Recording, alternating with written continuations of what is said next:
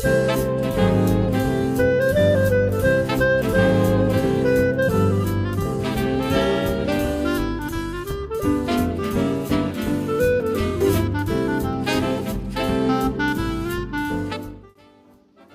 係㗎，所以我哋咧佛教咧最犀利，你嘅戒律就令到你個行為定落嚟，行為定落嚟咧，你一開你個眼界，因為你冇咗自己嘅利益行先，你睇問題咪睇多啲咯。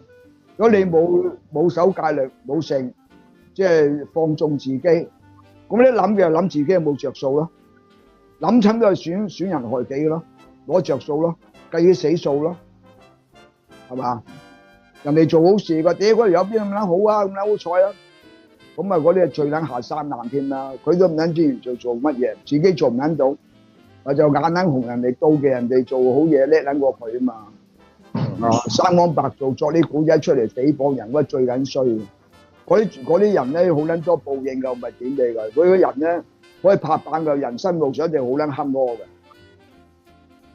人哋隨喜功德嘅喎，人哋做好事咧鼓掌，啊係啊好嘢，我哋支持啊，繼續做啦咁，呢啲係叻仔啦。因為你讚人做好事，你都可以收傭啊，大佬。佢哋都連呢啲咁樣基本常識都唔撚知。因為你讚賞佢，佢繼續做好事嘅話，你咪收傭咯。因為佢得你讚賞佢繼續再做多啲嘛，啱啊，台長。啲人收福氣咧，真係以為要自己俾錢，其實唔係，你讚人一句咧，你都收福噶嘛。我原本捐100蚊嘅，啊你讚我，喂咁我做多，下次我捐200啦咁。咁我捐200嗰次咧，就因為你讚我而引起嘅，台長啱唔啱啊？你咪有佣收先。